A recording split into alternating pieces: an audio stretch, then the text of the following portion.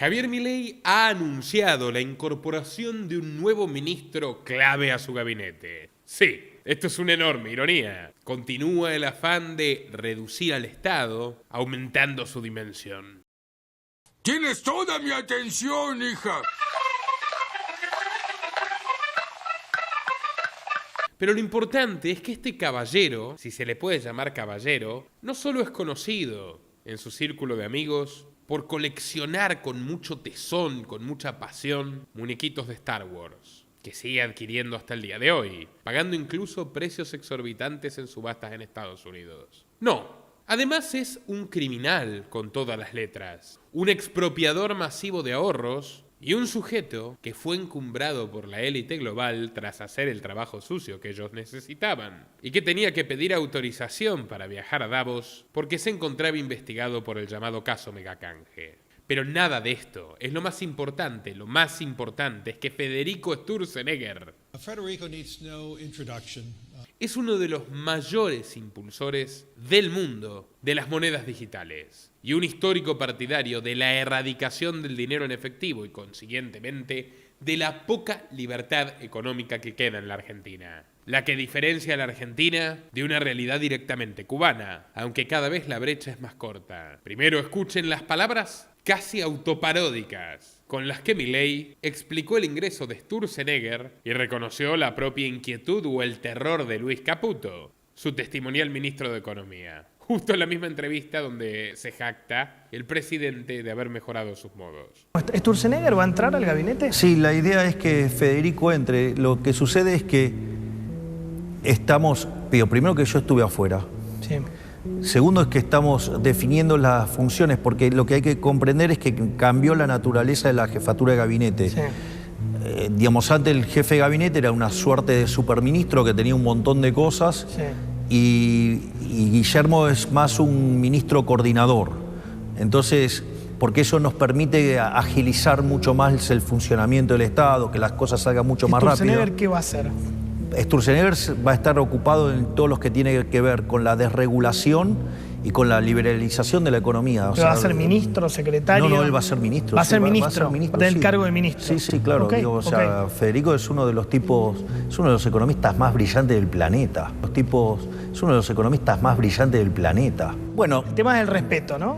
Y yo entiendo que hubo toda una época mía en la cual yo usaba un lenguaje áspero. Sí. Y también es cierto que desde que me involucré en la política me acomodé a las reglas de juego y yo no, digamos, porque sos el presidente. No he utilizado, digamos, ese tipo de expresiones. Nadie le va a tocar el culo a Caputo acá. Aludía al episodio de Roberto Lavagna y Néstor Kirchner. En la cumbre de la bravuconería de Néstor Kirchner, había llegado incluso a hacer ese tipo de bromas de mal gusto, que ya son estúpidas para chicos de escuela primaria, pero las hacía con sus ministros para degradarlos, para demostrar su poder prepotente, su poder ominoso, su poder oscuro, pasional como su éxtasis por las cajas fuertes. Cuando veo otras cajas, éxtasis.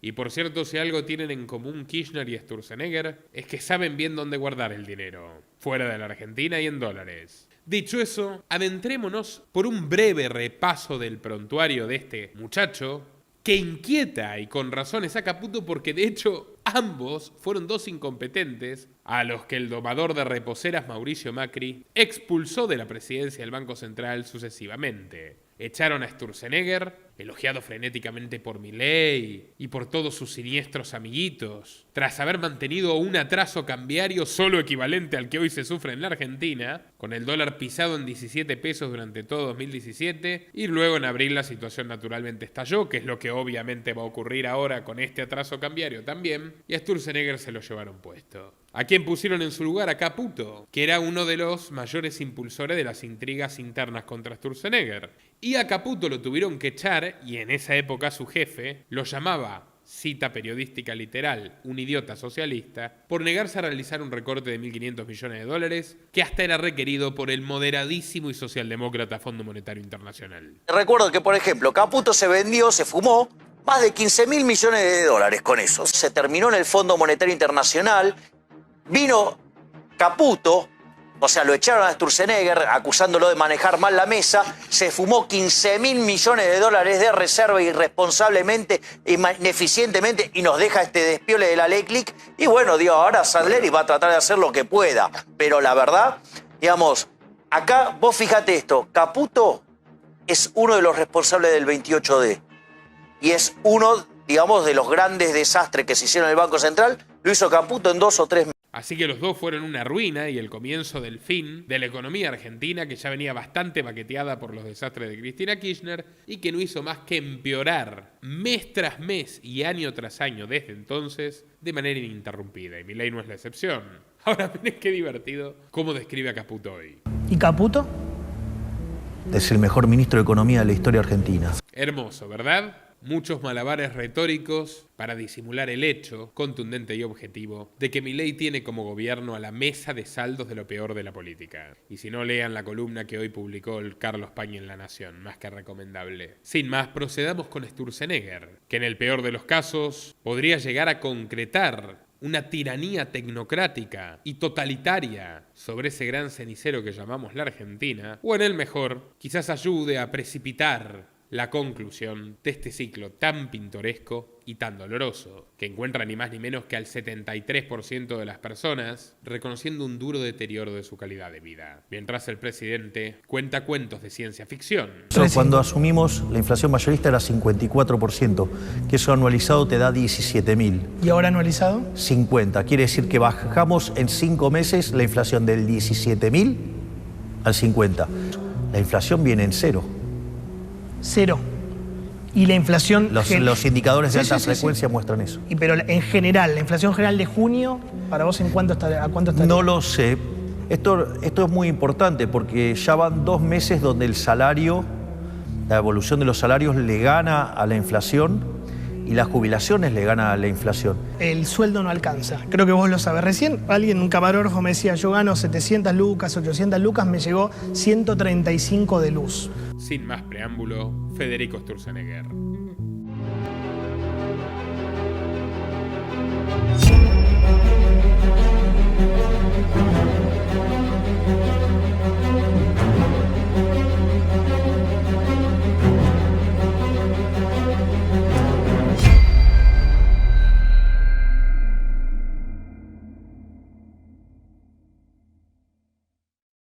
Durante muchos días se daba por hecho, Carlos Pañi de hecho dijo con un 90% de posibilidades, que el ministro de Milei sea Federico Sturzenegger, quien fue presidente del Banco Central en la gestión de Mauricio Macri y el mayor adalid argentino de la eliminación del efectivo, de la digitalización bancaria, que es el paso previo a la moneda digital absoluta. Por cierto, Sturzenegger era un experto en usurpar el dinero de los ciudadanos, porque ingresó a las grandes ligas en marzo de 2001 de la mano de Domingo Felipe Cavallo, cuando lo nombraron ministro de Economía de Fernando de la Rúa, 8 meses antes de quedarse con todos los ahorros de todos los argentinos. Juntos perpetraron ese criminal corralito que nadie olvida, que no hay que olvidar que también se llevó vidas, porque hubo gente que se quitó la propia, partos, ACVs, enfermedades agravadas, cirugías que no pudieron pagarse, un crimen de lesa humanidad con todas las letras. Sturzenegger también fue procesado por la causa del megacanje, una operación de extensión de plazo de la deuda pública que acabó por hundir la ya tambaleante economía argentina. Lejos de sufrir consecuencias, en 2005 fue elegido Young Global Leader, joven líder global del Foro de Davos, un título que comparte con Tony Blair, Vladimir Putin, Angela Merkel, Víctor Orbán, José María Aznar, Emmanuel Macron o Ida Auken, la ultraizquierdista danesa que formuló la ya tristemente célebre premisa de no tendrás nada y serás feliz. De lo cual en Argentina no estamos muy lejos, salvo por la parte de feliz. Pero bueno,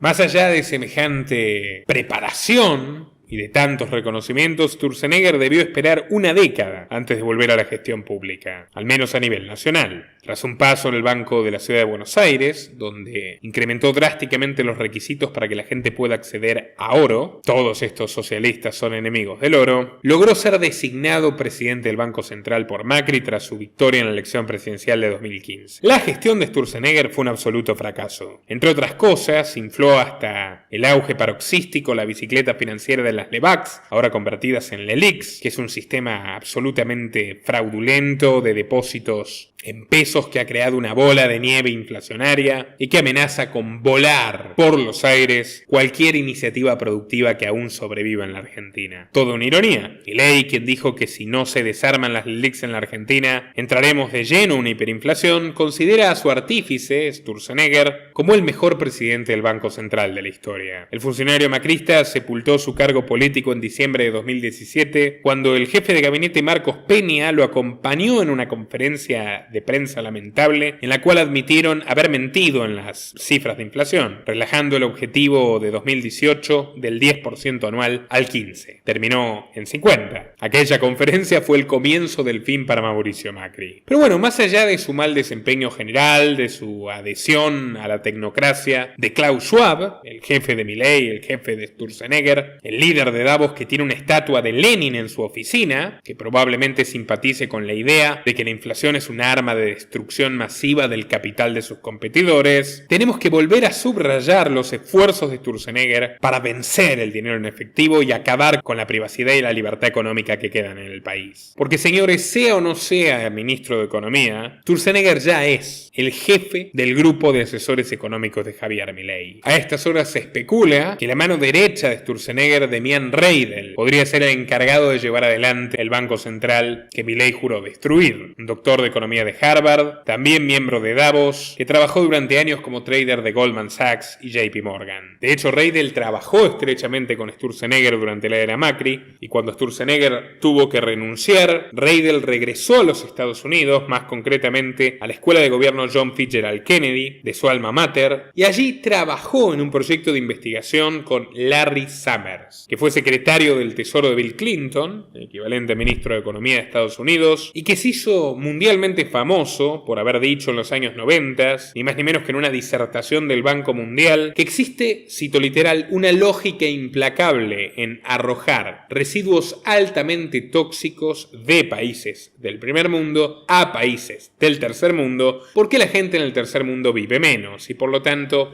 ¿qué daño se le va a hacer con un poco de basura venenosa? Esas fueron las palabras literales de Summers, el jefe de Reidel, quien hoy trabaja con Milei. En diciembre de 1991, Summers se desempeñaba como economista jefe del Banco Mundial. Allí presentó un memorándum descarnado a sus superiores con unas ideas supremacistas realmente estremecedoras. Su proyecto era extorsionar a los países pobres y endeudados para que acepten una redistribución más justa de la contaminación mundial. En otras palabras, para que la basura de las potencias industriales como Estados Unidos vaya a parar a sus cielos libres de contaminación. Pasaron un par de años y a la par que Bill Clinton firmaba el Tratado de la Biodiversidad en 1993, Summers redactó un nuevo informe del Banco Mundial donde volvió a insistir con sus ideas de utilizar literalmente como basurero a países como Argentina. Incluso llegó a burlarse de las protestas que presentaron los miembros más pobres del banco. En su opinión, los humildes jamás vivirían suficientes años para contraer las enfermedades infecciosas que la exposición a los residuos vertidos o incinerados terminarían causándoles en el largo plazo. Este loco de remate fue premiado por Clinton como secretario del Tesoro de su gobierno en los años finales del mandato, y en el 2001 se recicló como rector de Harvard. Bueno,